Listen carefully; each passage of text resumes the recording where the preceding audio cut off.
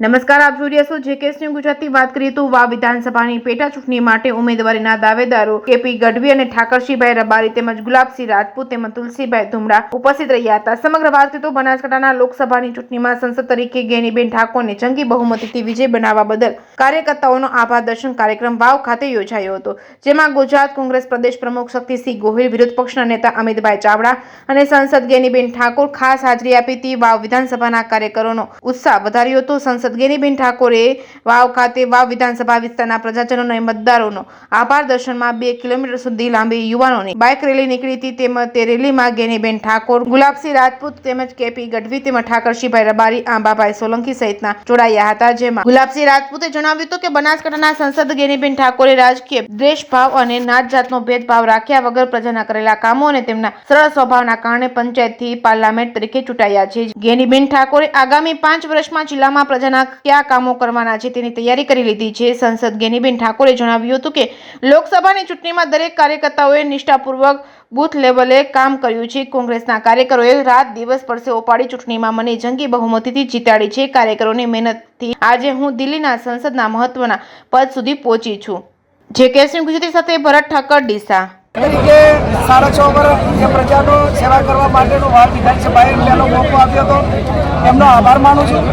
અને ત્રણેય તાલુકાના સૌ કોંગ્રેસના આગેવાનો સાથે મળીને આવનાર પેટા ચૂંટણી જે પણ કોંગ્રેસ પાર્ટી ઉમેદવાર મૂકે એને જીતાડશે।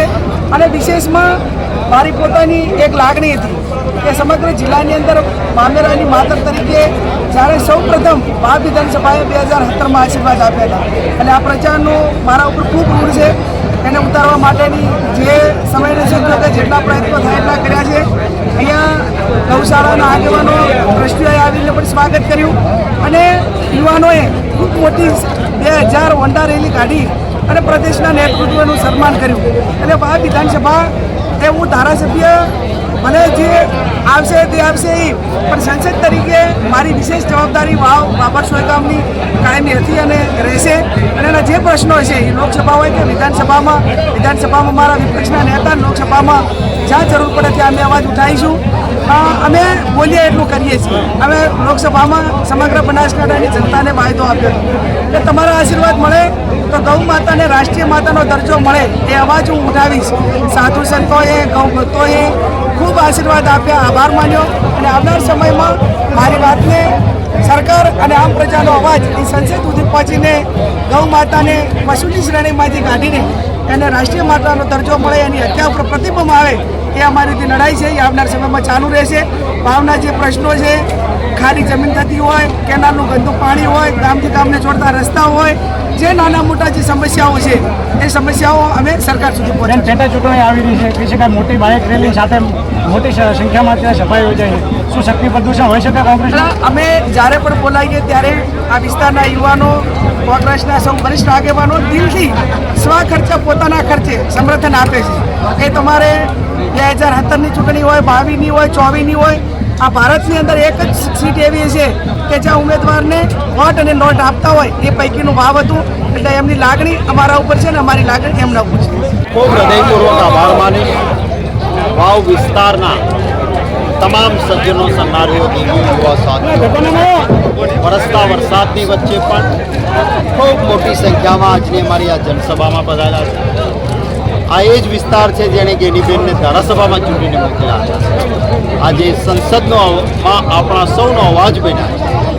અનેક પ્રશ્નો છે ખેડૂતો, ભારતીય જનતા પાર્ટીની સરકાર અહીંના પ્રશ્નોની અનદેખી કરે છે।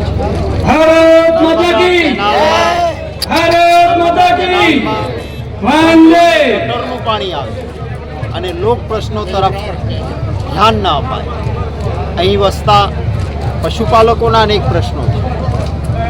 MSPમાં ન્યૂનતમ મૂલ્ય ખેડૂતોને જે મળવું જોઈએ, જેના અંદર રાયડો, જીરું કે એરંડા જે આ વિસ્તારમાં થાય છે એના અંગેની સરકાર ચિંતા નથી કરતી। સમગ્ર એશિયામાં સૌથી વધારે દૂધ પેદા કરનાર વિસ્તારો પૈકીનો આ વિસ્તાર છે। અહીંના પશુપાલકોને ખાણદાણ, રાહત, પશુના આરોગ્ય માટેની ચિંતા, દૂધના પોષણક્ષમ ભાવ એની ચિંતા નથી થતી। એ વાતનો પણ અહીંયા એક મોટો આક્રોશ છે. ત્યારે આવતા દિવસોમાં કોંગ્રેસ પક્ષ આ વિસ્તારના લોકોનો અવાજ બનીને કામ કરશે.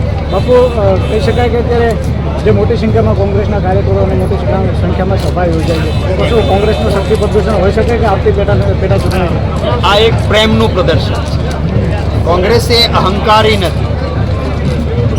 શક્તિ એ સેવા માટે હોય, પ્રદર્શન માટે નહીં. આ પ્રેમનું પ્રદર્શન છે અને અમે લોકોના માટે લડતા આવ્યા છે, લડતા રહીશું, કામ કરતા રહીશું.